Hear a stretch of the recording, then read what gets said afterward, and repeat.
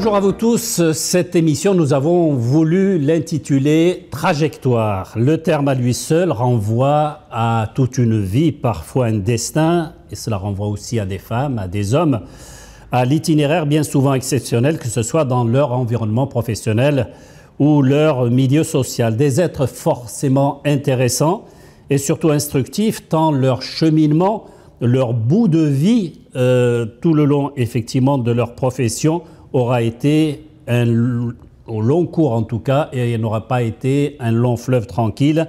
Notre regard se pose sur Redouane Semlali. Ce nom est désormais lié au groupe Oncorad. Il en a été l'un des fondateurs. C'était il y a déjà un quart de siècle et il en est le président. Redouane Semlali, bonjour. Bonjour. Merci d'être là. C'était, disions-nous, en l'an 2000. Comment est née cette idée, cette extraordinaire aventure? D'abord, il faut remonter à avant 2000, parce que ça fait 41 années que j'exerce ce métier.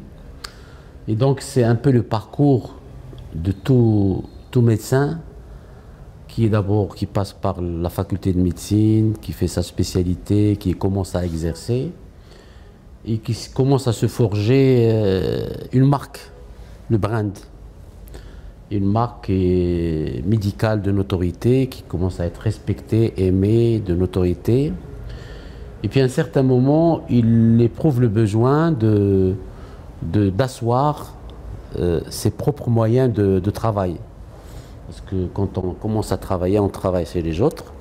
Et puis on n'est pas souvent satisfait des moyens, de l'offre de soins disponible, de la manière de gérer de cette offre de soins. Et puis on se décide de franchir le pas et d'avoir un peu l'audace et de prendre du risque pour aller... Des risques, justement, vous en avez pris. Ce n'était pas si évident il y a un quart de siècle. Bien sûr. Ouais. Donc, 98, j'ai rencontré mon associé de maintenant. On est cofondateur du groupe, Dr Hadji. Et puis, on a décidé de créer une petite clinique qui était le Littoral 1, où il y avait une offre de soins très respectable pour traiter les... C'était une des premières institutions dans le privé pour soigner les cancers. Et alhamdoulilah, ça a été le point de départ. Alors donc il y a ce nom aussi, Oncorad, oncologie, rad, radiothérapie, j'imagine. Comment est né ce... Tout simplement, comment a germé ce nom? Parce que quand vous montez une société, on vous dit choisissez 5 noms. Donc on a mis 5 noms. Et le mot Oncorad a été retenu comme nom du groupe. Cette appellation est liée au cancer, mais maintenant, le groupe connaît une diversification très large dans l'offre de soins au Maroc. Alors, professeur Semlali, vous êtes connu quand même et respecté en tant qu'éminent oncologue, on l'a dit, professeur en radiothérapie. Votre expertise dans ce domaine ainsi que votre engagement pour améliorer d'une manière générale le système de santé au Maroc sont de notoriété publique. Comment avez-vous su gérer avec le temps, avec les années, à la fois cette spécialisation et ce parcours de vie? D'abord, il faut revenir sur le parcours que j'ai eu. Donc, j'ai eu le privilège de réussir dans le concours d'internat universitaire à l'époque, qui n'existe plus, parce qu'à l'époque, quand on étudiait en médecine, à la fin de 5e année, il y avait un concours qui permettait de prendre les futurs professeurs. C'est le concours d'internat du CHU. Par la suite, comme la cancérologie n'existait pas encore, n'était pas bien structurée au Maroc, j'ai pu bénéficier d'une bourse à la fois étatique et du Collège de médecine, où j'ai côtoyé les grands de la cancérologie française à l'époque, à l'hôpital Saint-Louis. Pourquoi avoir choisi justement cette spécialisation? Vous venez de dire il y a un instant, elle n'était pas très connue et reconnue quelque part. Au fait, c'est le défi. C'est le défi. J'avais le choix entre plusieurs spécialités, cardiologie, gastro-entérologie. Et le jour du choix, je me suis dit, bon, il n'y a personne, je vais y aller. Je vais y aller. Dans tous mes choix de vie, ça a été comme ça. Hein. Donc, voilà, exactement. C'est le risque. Et donc, là-bas, j'ai côtoyé Jean Bernard, Georges Maté, mon patron de l'époque. Jean Bernard, le fameux Jean Bernard, médecin, voilà, avec sa première greffe, j'imagine. Bien sûr, bon, j'ai traité les greffés là-bas, donc j'ai eu le privilège de travailler avec son adjoint. Et je suis resté là-bas 3 ans. Et donc je suis rentré au Maroc, et sincèrement, mon inspiration de ces personnes-là m'a insufflé plusieurs choses. D'abord, m'a insufflé le fait que tout doit tourner autour du patient dans notre métier. Le patient, c'est notre patron. Je suis président d'Encorad, mais je ne suis pas le patron d'Encorad. Le patron d'Encorad, voilà, le patron d'Encorad, c'est le patient. Tout doit tourner autour de l'éthique. Aujourd'hui, rien n'est fait chez nous s'il n'y a pas de l'éthique qui respecte un peu la déontologie et tout ce qui suit. Et puis l'expertise. Dans toute modestie, le groupe Encorad a mis à jour toutes les expertises nouvelles et nouvelles technologies existant au Maroc. Donc ça a été toujours une course derrière l'expertise, ce qui a fait que la valeur ajoutée que nous avons mis en place au Maroc pour les soins, bon, les soins dans le domaine de la cancérologie, mais maintenant on fait un peu de tout. Alors, effectivement, on le voit quand même, hein, votre vision est tournée vers l'avenir et cette vision est d'ailleurs reconnue par vos pairs. La preuve, on l'a dit, en l'an 2000, vous confondez Encorad groupe avec le docteur Omar Hadji, ce qui a pour conséquence de transformer évidemment de fond en comble l'accès aux soins spécialisés au Maroc. Et puis, effectivement, il y a un objectif quand même qui est chevillé au corps, c'est de proposer une offre de santé performante à tous les Marocains, où qu'ils se trouvent, dites-vous. Pourquoi justement cette fixation généralisée, une profession, une spécialisation qui n'est pas évidente, vous dites à tous les Marocains? À tous les Marocains, parce qu'à ce jour, il y a une injustice au Maroc dans l'offre de soins. Il est anormal que dans un pays comme le Maroc, qui aspire d'être parmi les grands, que 70% de l'offre de soins se trouve dans 30% du territoire. Déjà, c'est une première injustice. Deuxièmement, dans les années 2016, il y a quelque chose qui est arrivé au Maroc, je pense qui a insufflé de manière significative l'amélioration de l'offre de soins, c'est l'ouverture des capitaux à des investisseurs. Et c'est là où on a compris, et de un, que si on a compris comment ça se déroule au littoral, qui est la première clinique, c'est-à-dire la clinique mère, on peut exporter cette expertise ailleurs. Et c'est là où on a commencé de dire, bon, on va essayer d'aller un peu partout. Donc on a ouvert un centre à Marrakech, où il n'y avait rien, Tanger, dans d'autres villes. Et c'est un peu la raison pour laquelle, aujourd'hui, les process que nous sommes en train de mettre en place nous permettront d'élargir un peu l'offre de soins un peu partout. Nous avons un centre d'oncologie à Goulmim, en construction. On est parti à Tétouan, dans la région de Tétouan. On est parti à Agadir. Donc aujourd'hui, il y a une sorte de démocratisation de l'offre de soins. Le malade qui est traité à Agadir, dans le groupe Notre Clinique, est traité de la même manière que celui de Casablanca. Et bien sûr, c'est au niveau des autres villes. Le deuxième point important de notre groupe, c'est en quelque sorte, nous avons compris que le Dr Hadji et moi-même, on est des personnes physiques, on est des médecins, nous avons des limites d'âge et de vie. Et donc, on a décidé d'institutionnaliser le groupe. Aujourd'hui, dans le tour de table du groupe Encorad, il y a deux institutionnels qui sont la CDG et la Caisse de dépôt et de consignation. Ces gens-là, ils n'ont pas uniquement apporté des fonds, mais ils ont apporté de la gouvernance, de l'éthique, tout ce qui est action sociétale et sociale. Et donc le groupe maintenant est institutionnalisé, fonctionne comme une société anonyme avec un conseil d'administration. Il n'appartient à personne, il appartient aux Marocains. Il appartient à un conseil d'administration où toutes les actions qui sont réalisées sont pour le patient. Alors, ce qu'il y a d'extraordinaire, c'est que vous fixez un peu comme la Coupe du Monde, une échéance 2030. Pourquoi? Parce que ce groupe aujourd'hui compte, vous me corrigez, hein, un réseau de 6 établissements qui sont actifs, donc qui sont opérationnels dans 4 grandes villes, Casablanca, Tanger, Marrakech et Agadir, me semble-t-il. Vous entendez d'ailleurs étendre ce réseau à 2030. Pourquoi 2030? Alors pourquoi 2030? D'abord, c'est pas la Coupe du Monde. Hein. Voilà, justement. Il y a une échéance très importante pour le Maroc. C'est le cap du vieillissement des Marocains. Aujourd'hui, le Marocain vit jeune. Oui. 78 ans, c'est jeune, c'est pas vieux. Quand on voit que le Français vit 88 ans, que l'Américain vit 91 ans, et aujourd'hui, toutes les pathologies en rapport avec l'âge ne sont pas encore très fréquentes au Maroc. Je donne un exemple. L'incidence du cancer au Maroc, il est de 140 cas pour 100 000 habitants. Alors que pour la France et les États-Unis, c'est aux alentours de 400 à 500 pour 100 000 habitants. Entre 2030 et 2035, nous allons rejoindre l'incidence de ces pathologies chroniques des pays européens.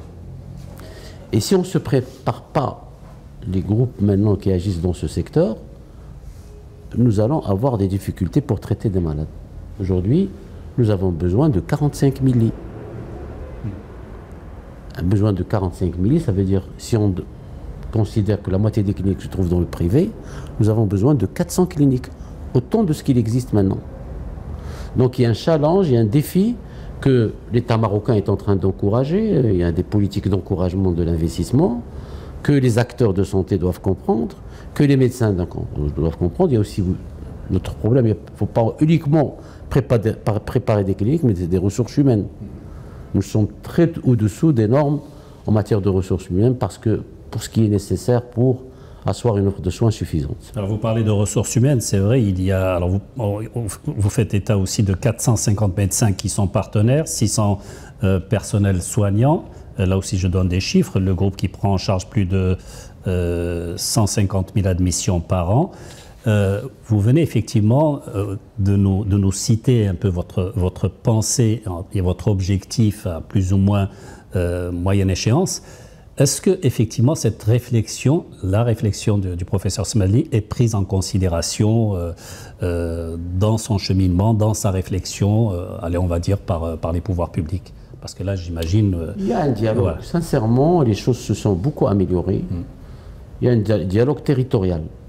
Aujourd'hui, le groupe Encorade, d'abord territorial, je dirais, est écouté par tous les walis et gouverneurs de région. Là, on ne trouve que de la facilitation. Je parle par là, l'accès aux fonciers, les process d'autorisation et tout le reste. Donc, sur ce côté-là, il y a de l'écoute territoriale, il y a de l'écoute nationale. Aujourd'hui, ce n'était pas le cas avant. Les cliniques bénéficient de l'aide de la charte d'investissement, à condition bien sûr de répondre aux critères de nombre d'emplois et de montants investis. Donc on n'est pas seul dans cette affaire-là.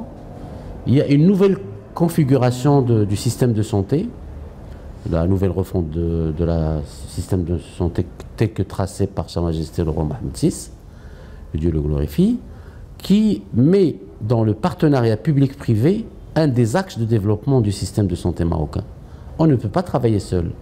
Aujourd'hui, tous les systèmes développés en matière d'offre de soins, il y a un partenariat public-privé très fort.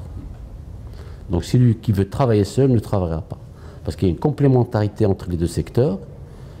Et aujourd'hui, c'est ce qu'on essaie d'asseoir. Parce que j'ai une petite casquette de président de l'Association nationale des cliniques privées, qui va dans le cadre d'une synergie avec mon groupe et avec ce qui se fait par le ministère de la Santé. Président de l'Association des cliniques privées, vous êtes également investi dans votre métier. 24 heures pour vous dans une journée, c'est pas suffisant. Je suis un marathonien. Que vous dit finalement votre famille à vous voir comme ça? Ils se sont habitués. Ça fait forcément. Bien sûr, forcément. Ils se sont habitués et moi je tiens à rendre hommage à mon épouse. Moi j'ai pas vu mes enfants grandir avec le... Vous le reprochez pas souvent ça? Un petit peu, mais bon, maintenant ils ont compris que je vais pas changer de toute façon. Vous le regrettez pas? Je le regrette pas du tout parce que nous avons quand même rendu service aux citoyens marocains. On a parlé tout à l'heure de la chirurgie robotisée. Aujourd'hui, les Marocains devaient partir se faire opérer par le robot. Ce n'est plus le cas. C'est plus le cas. Et c'est le tiers du prix de la France. Et c'est vraiment la démocratisation du summum de la technologie dans le traitement par chirurgie robotisée, notamment des cancers. Et justement, c'est un point à mettre sur le compte d'Oncorad, la première opération chirurgicale. Pas uniquement d'Oncorad, il y a une réflexion qui est née de la part des spécialistes. Bon, Oncorad a été le premier à dégainer. Il y a d'autres. Très très fier, sincèrement. Vous savez, l'histoire du robot date de 10 ans. Hein. Ouais. Donc on a mis du temps pour...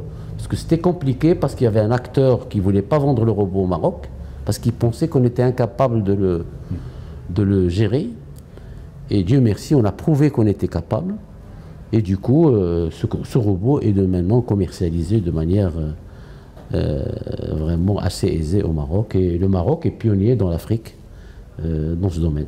Professeur Smelali, est-ce que ça vous est arrivé durant votre trajectoire professionnelle de douter? Le doute? Ouais. On ne peut pas ne pas douter. Dans ce métier, il y a de l'échec. Hein. On n'a pas réussi tout ce qu'on a voulu faire.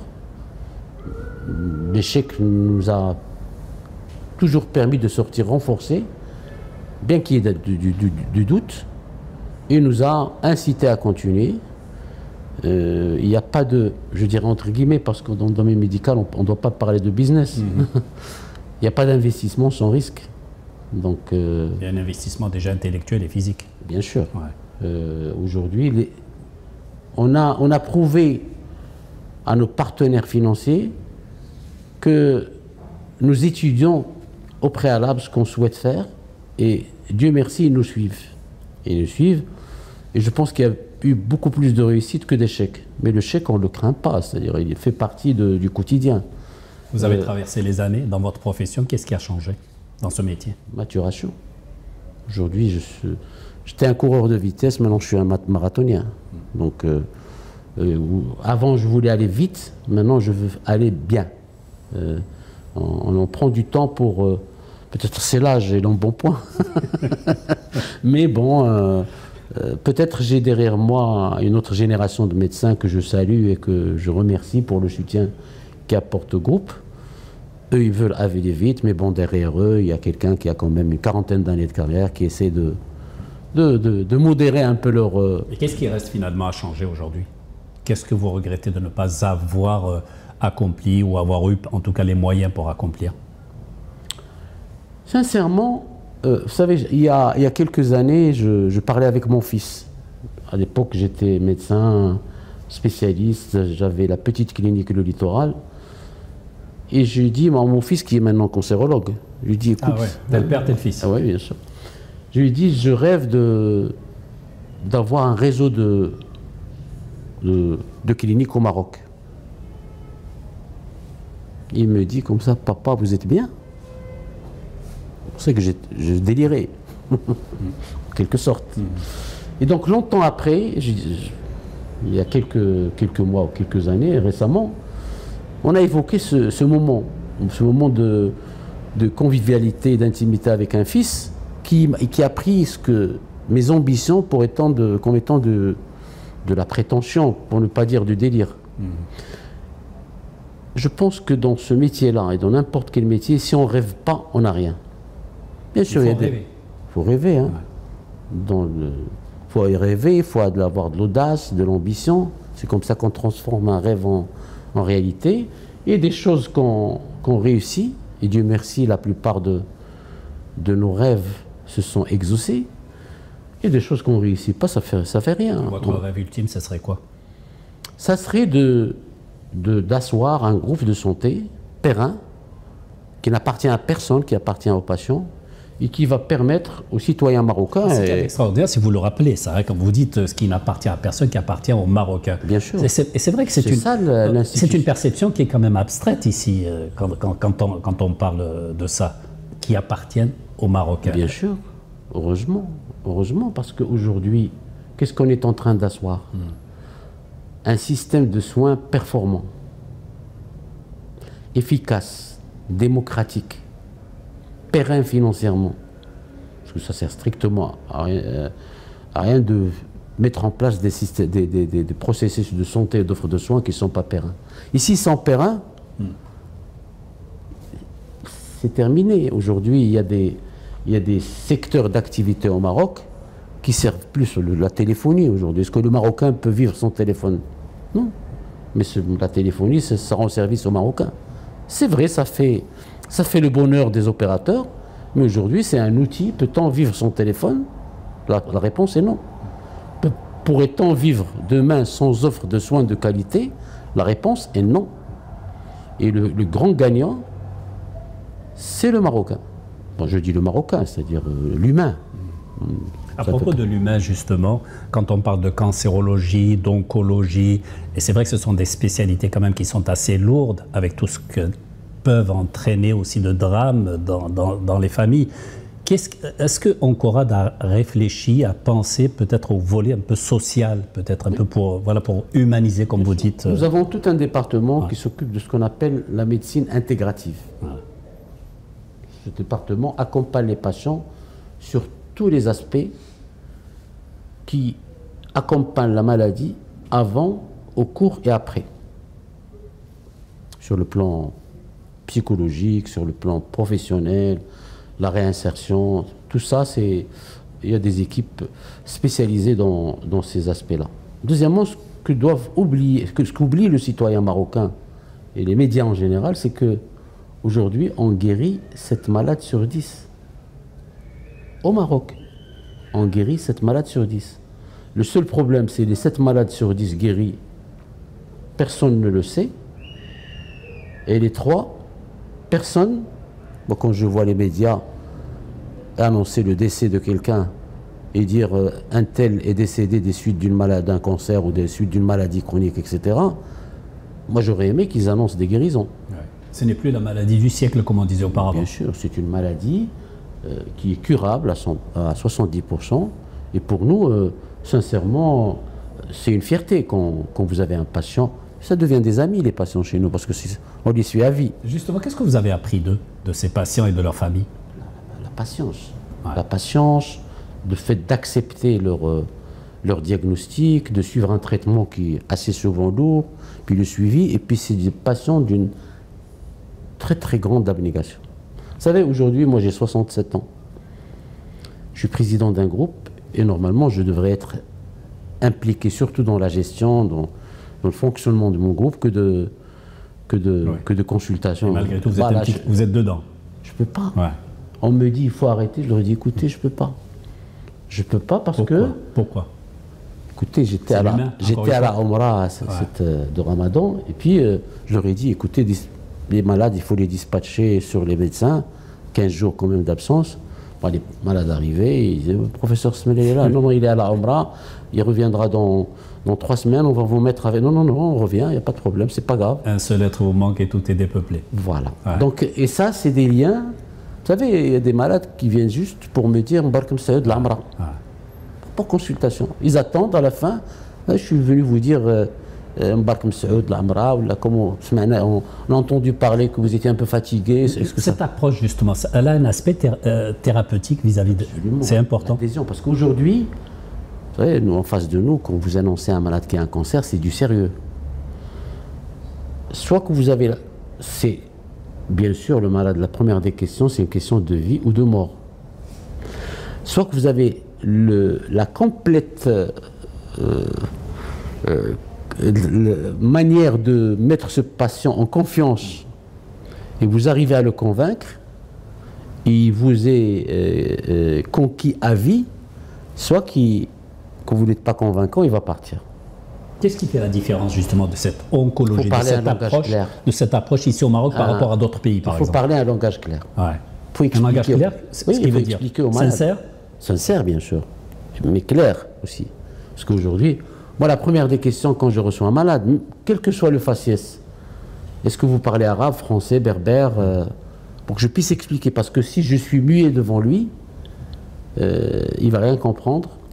Et aujourd'hui, on ne peut pas dire à un malade, vous allez avoir de la radiothérapie, de la chimio, vous allez avoir de vos cheveux tombés, vous êtes fatigué, etc. Vous n'avez rien. Donc il faut expliquer au malade, le mot cancer ne doit plus être un tabou. Mais si on explique aux patients les tenants et les aboutissants des traitements... Franchement. Bien sûr, bien sûr. Sauf certaines situations où vraiment la situation est critique, et ça sert strictement à rien d'expliquer au malade parce que la situation pathologique est très très très grave et irrécupérable. Mais maintenant, moi, la première des choses, quand je veux expliquer, oh, oui, vous avez un cancer, mais c'est un cancer curable. Et voilà comment la situation, voilà ce qu'on va faire. Et croyez-moi, si vous faites ça, vous allez guérir. Et c'est une bataille ensemble. Ensemble, vous dites. Et pour nous, quand on voit un malade, je vois des malades des années 90 que j'ai traités en 80. Moi, j'exerce depuis 84. J'ai des voix de malades que j'ai traités dans le secteur privé en 99, 2000. Ça fait quoi? Ça fait 25 ans. Même 92, quand j'étais toujours à la faculté. Donc, ce qui fait, c'est une vie. C'est une vie durant laquelle on passe des moments. Bien sûr, il y a des rechutes, on essaie de les rattraper, il y a une angoisse. Il y a des moments dramatiques. Il y a des moments dramatiques. Mais heureusement, les moments heureux sont plus nombreux. Plus nombreux. Ouais. Depuis 1984, qu'est-ce que vous avez appris de ce métier? D'abord, humainement parlant. D'abord, il faut être honnête dans ce métier. Humble. Humble aussi. Non, ça ne se discute même pas. Ça se discute même pas. Il faut être modeste, il faut connaître son métier. C'est un métier d'artisan. Ouais. Si vous connaissez votre métier, vous ne pouvez pas dispenser des soins à des patients. Il faut être clair avec le patient, parler un langage clair, écouter le patient dans tous ses problèmes, parce qu'il n'y a pas que les problèmes médicaux, il y a des fois des problèmes financiers, il y a des problèmes, parce que la cancérologie coûte cher. Accompagner le patient quand il y a des soucis financiers. Tout ça, c'est des choses que nous faisons. Et croyez-moi, quand vous faites ça, le patient s'accroche à son équipe de soins, s'accroche à vous, s'accroche à toute l'entité, et ça crée quand même une ambiance. Vous savez, il faut venir à la salle d'attente le matin, quand il y a 30, 40 malades, et quand il y a quelqu'un qui est venu, que je suis depuis les années 90, il y a un nouveau malade qui vient et lui dit, écoutez, ne vous en faites pas, nous on vient ici depuis 95, tout s'est très bien passé, on a été traité, et ça s'est bien passé. Les malades rentrent déjà avec un moral en fer. 40 ans de métier, 40 ans, un long parcours. Qu'est-ce que vous avez retenu au bout de ces 4 décennies? Comment voyez-vous le métier, pas de la profession d'une manière générale, mais ce qui m'intéresserait peut-être, c'est votre regard en tant qu'observateur, l'exercice de ce métier aujourd'hui. Moi, je voulais faire ingénieur quand j'ai eu mon bac. J'ai eu un bac mathématique et je me suis inscrit à la première prépa au Maroc. Et mon père voulait absolument, que Dieu ait son âme, que je fasse médecine. Et après 1 mois d'inscription comme ingénieur... Qu'est-ce qui vous donnait à l'époque comme raison pour vous inciter à exercer peut-être un métier qui ne vous a pas traversé l'esprit? Je vais revenir à ce... Et moi, je le comprends maintenant.